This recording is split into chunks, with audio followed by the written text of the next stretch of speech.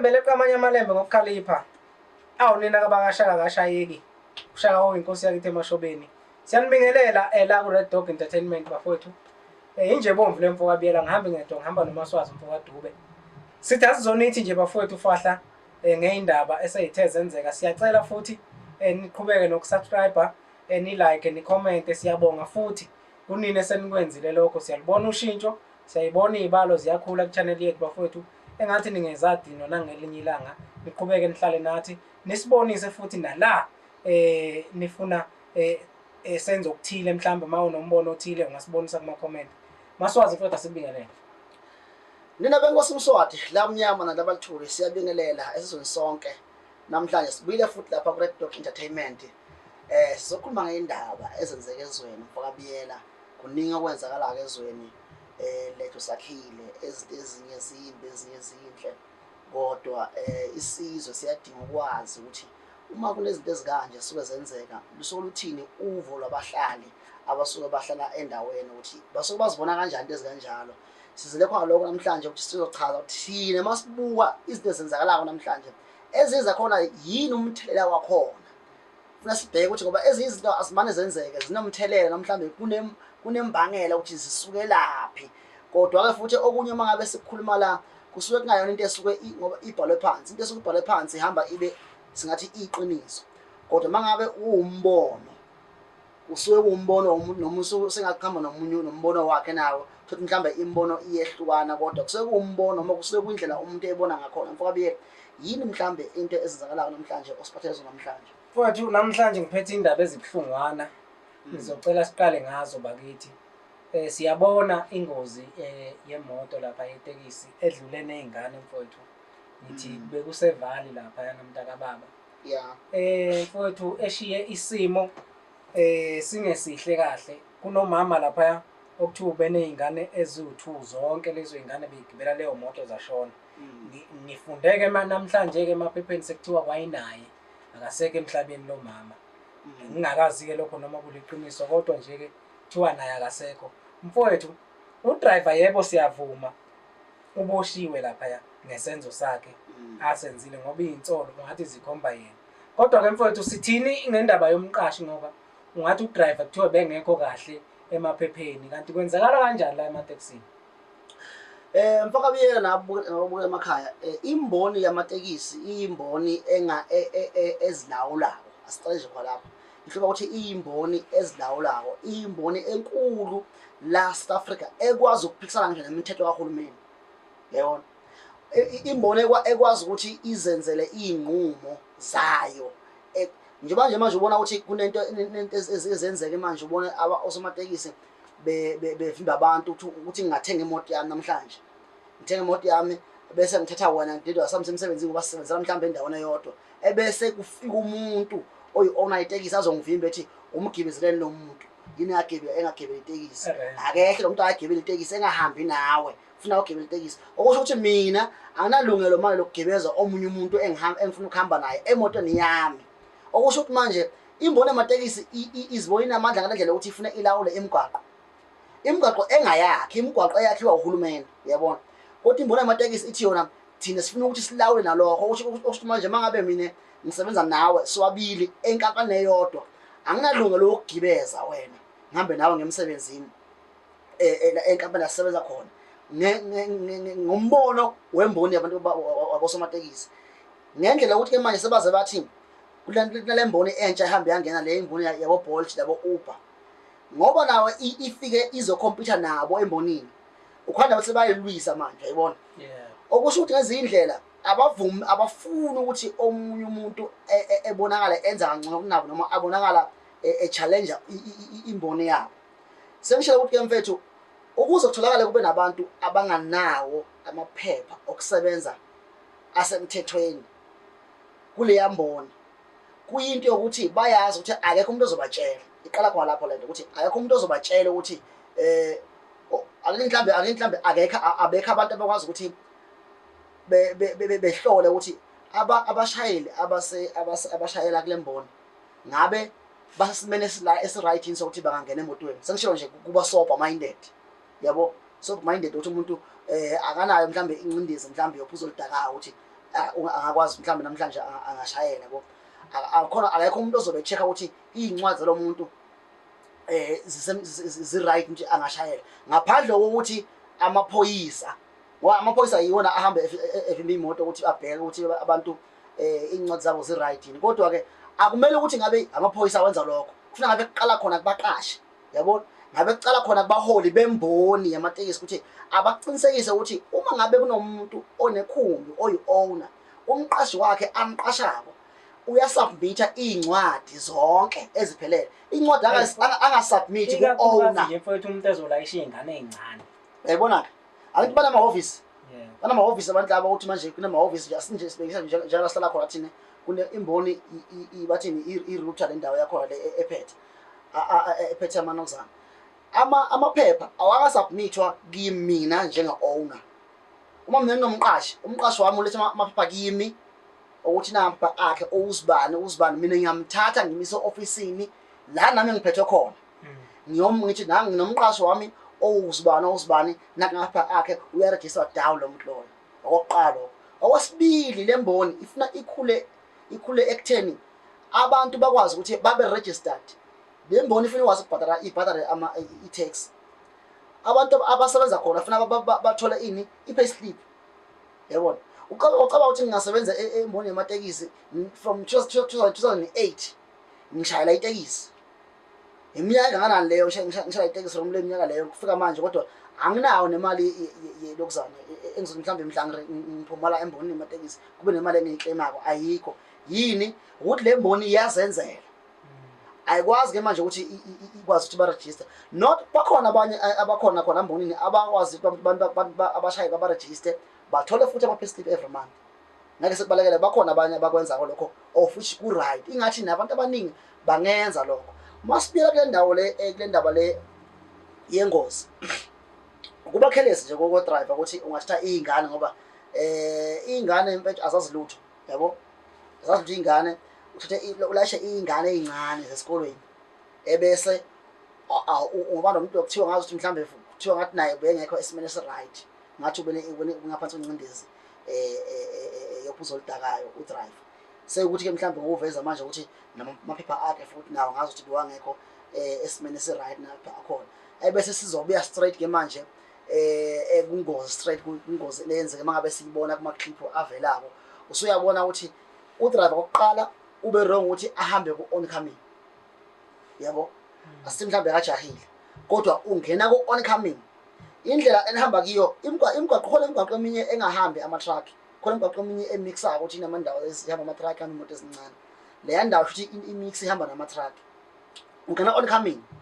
Uma ubheka ku-clip nyana siyibonile enkundleni zokuxhumana, uma ubheka udriver indlela enze ngakhona uthi engabona ukuthi nanti truck wakhetha ukuthi uzoyivikela yena indlela engibona ngakhona, ngoba ukwazi le ukuthi ayibalekise ubuso ngoba imoto ayibalekise ingaphambili, ayibalekise ngaphambili kuze ukuthi uma i-truck ingenzeka ibashaya ishaya umzimba la kuhleli khona ama-passengers, yena ohlezi phambili ngaleya ingawazi ukumthola kanjalo bafika ngathi vele. So ke manje uyabona ukuthi indlela ingozi nawe ibheka inyantisikazi ngakhona ukuthi akumele ngabe khona umuntu ophilako lapha.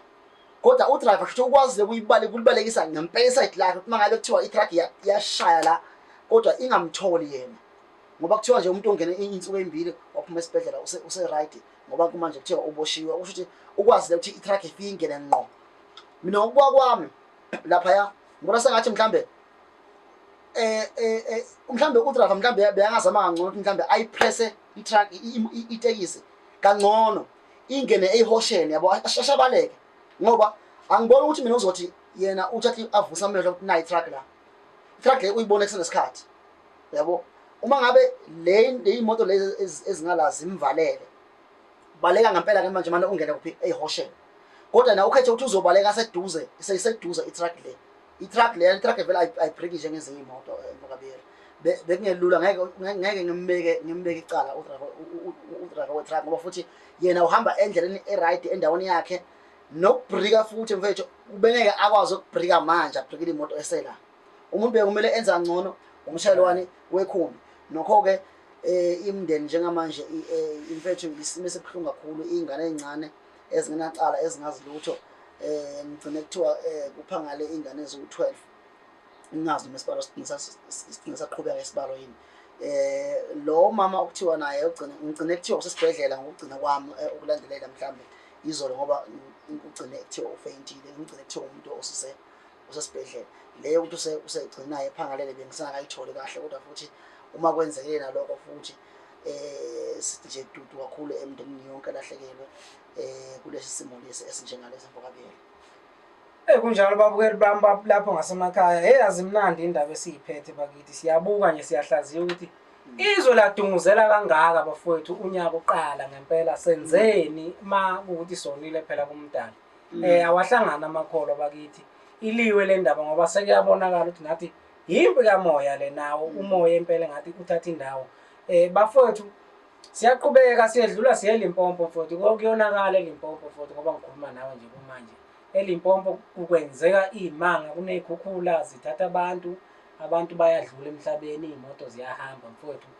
Sikhule ekuseni phela bafowethu. Mfokabiyela le y'khukhula lezi ey'vela namhlanje nasempumalanga nasempumalanga zikhona njengoba sibona indawo yaseKruger laphayana yonke nje ibigcwele amanzi. Uyazi ukuthi Mfokabiyela lesi simo lesi seyinto mhlawumbe ngathi yisimo esisiganile siyiNingizimu Afrika. Unyaka nonyaka ikhona iprovince la uzothola khona ukuthi iy'khukhula zafike zenza umonakalo, ngoba nje ubona namhlanje kuthiwa ziganele zigasele kuphi endaweni yaseLimpopo la ubona khona ukuthi kuze kuwa nezindlu, uyabona.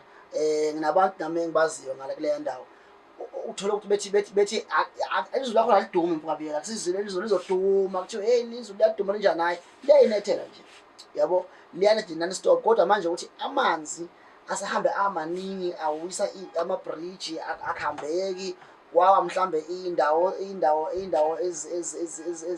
ezokuhlala, abantu abakwazi nokuya emisebenzini. Yikhukhula lezi ezinzima kakhulu Mfokabiyela.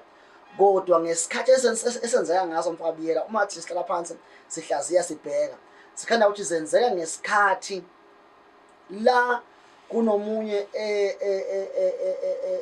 wabantu mhlawumbe Mfokabiyela, omunye untombazana owazalwa mhlambe ngey'khathi zo-2000 laphaya, owazalwa ngey'khathi zey'khukhula ezayikhona lapha eMozambique, nazo ezithi ayifani, ezahamba zafike zathatha imphefumulo yabantu abaningi iy'khukhula lezo.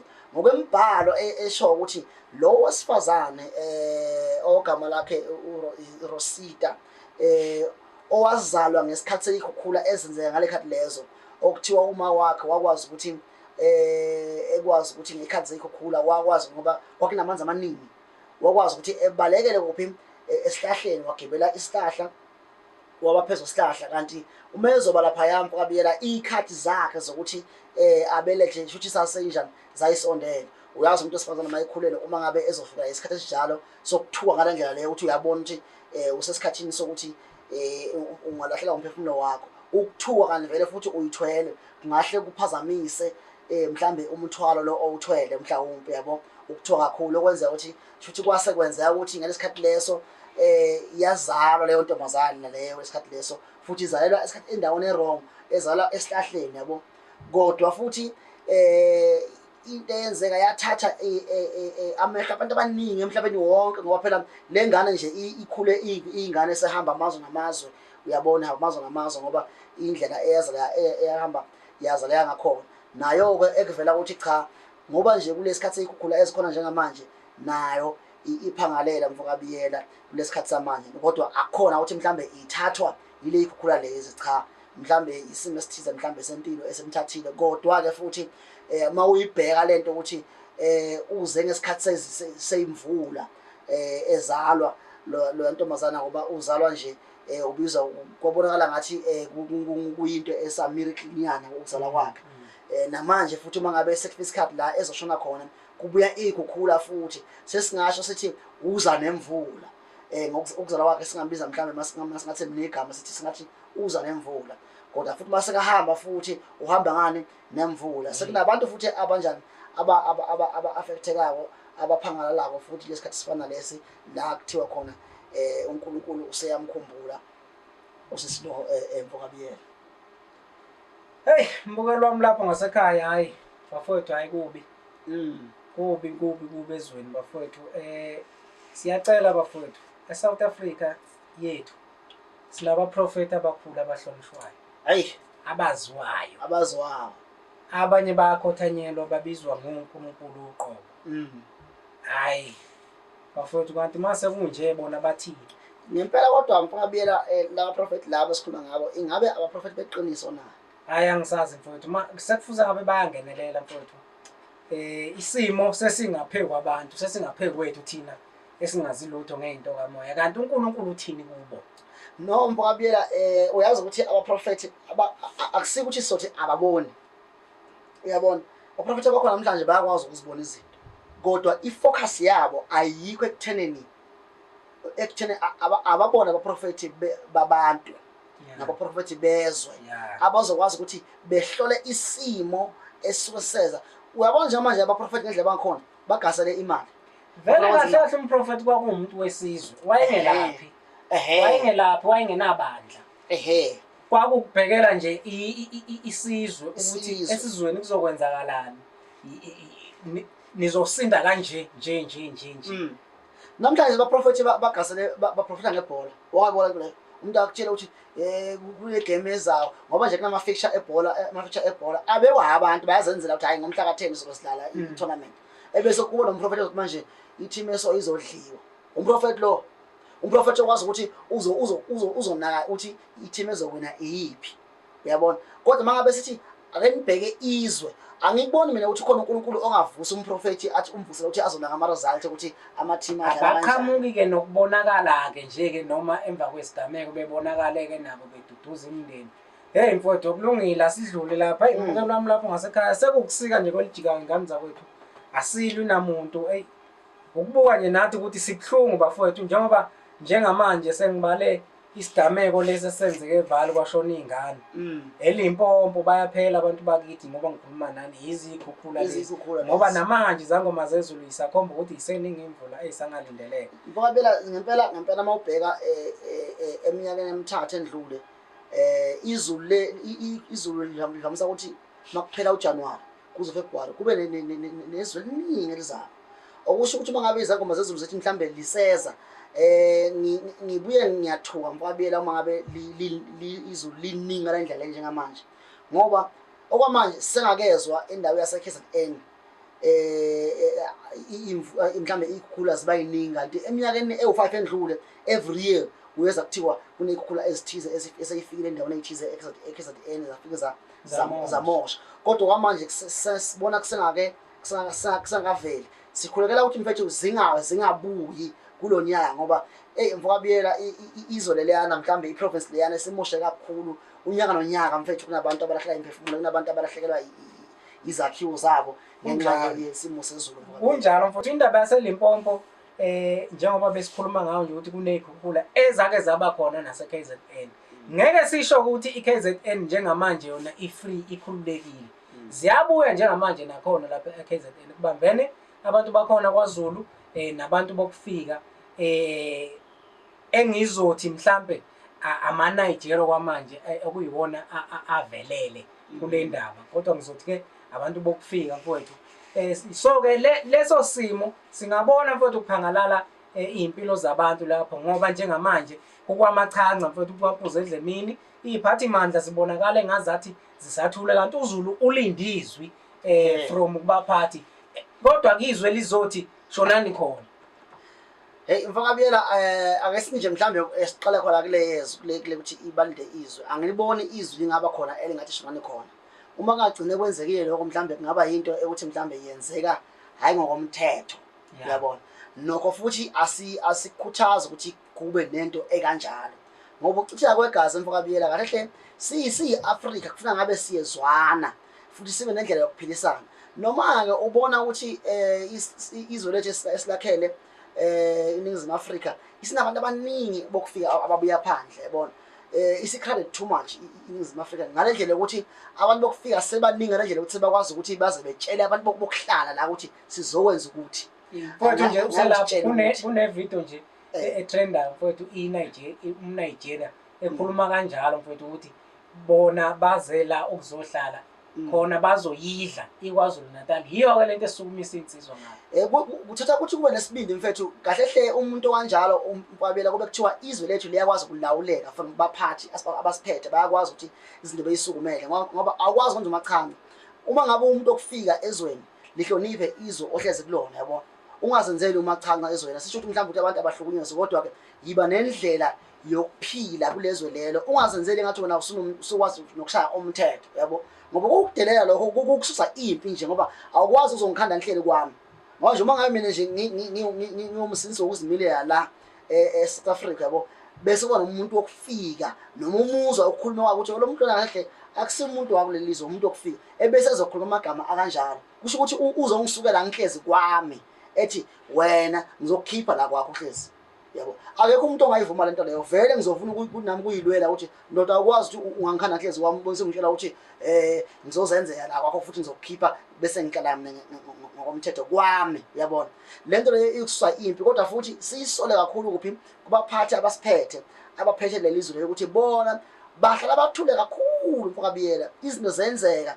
bengaveli ngesikhathi ukuthi okay sizwile ukuthi ngoba mfokabiyela i-social media angeke sekubaleka ukuthi isiphethe njengamanje isiphethe njengamanje isiphethe kakhulu amazwe nendlela zokwenza ngoba ubona nje uRamaphosa bekayile lapha ya eWhite House lapha ya eMelika lapha ehlezi nomangamela khona embuza ngezinto ethi ngibone ukuthi nokuthi ezwe lakho abantu abamhlophe behlukunyezwa ngale ndlela nangale ndlela ukuthola bonke lo ukuthola through ini social media okusho ukuthi izinto ezenzeka la South Africa zingena social media ziyakwazi zibonakala emazweni angaphesheya lokho kutshela ukuthi iphafu kangakanani i-social media okusho ukuthi ngithi ke mfokabiyela abantu abahola izwe lethu iSouth Africa le uma ngabe kunezinto ezizozidevelopa through i-social media kumele abangayithatheli phansi beyisukumele kunesikhathi because kumele bafunde manje ukuthi i-social media i-effect yakhona ukuthi ingakanani ukuthi okay uma kunento kanje nakanje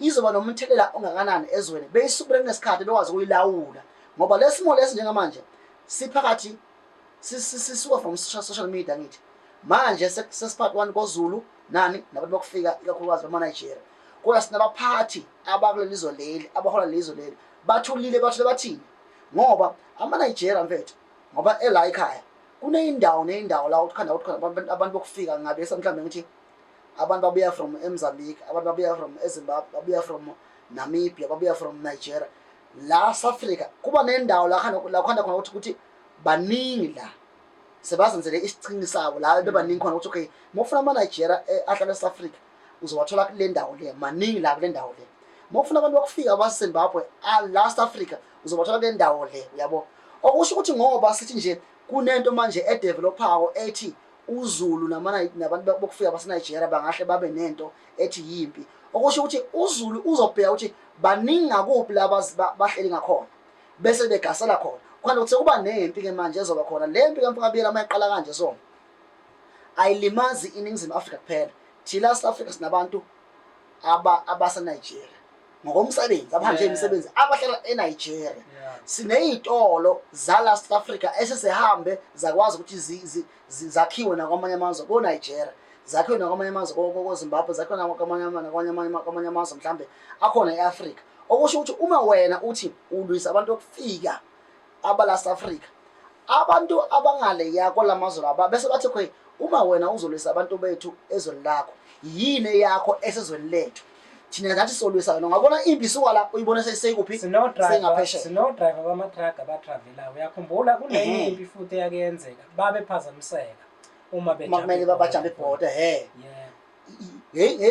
yila sithi khona mhlambe ukuthi kungakanani ukunjani ukuphilisana noma ukudlisana nokusebenzisana phakathi kwamazwe namazwe ase-Afrika ungakubona ukuthi kungathi kuncane kanti kuningi ngoba akuphelele kutheni kukhona abantu bokufika abangena eSouth Africa kodwa kukhona imikhiqizo esuka from South Africa iya kwamanye amazwe eAfrica kunemikhiqizo esuka kwamanye amazwe eAfrica iza eSouth Africa uma ngabe kuba nestrike noma kuba nempi ekhona la kulisana khona abantu bala eSouth Africa nabantu bokufika ifiki affect nemboni yila ke manje sithi khona mhlambe ukuthi umnotho uyaphazamiseka ngento encane okumele ngabe abaholi bangakwazi ukuthi bakwazi ukuthi beyilawula kusenesikhathi. Mina ngizothi kwamanje Mfokabiyela uma lento le ingahamba ihambe ifike la mhlambe khona iphazamise khona izwe, ngizosola abaholi balelizwe lokuthi bayiyeke le basayibone isadevelopha ngoba ayikusinto encane Mfokabiyela. Uma ngabe ukhuluma ngoZulu ukhuluma ngesizwe esikhulu esikwaziyo ukuthi siyimele impi yabo.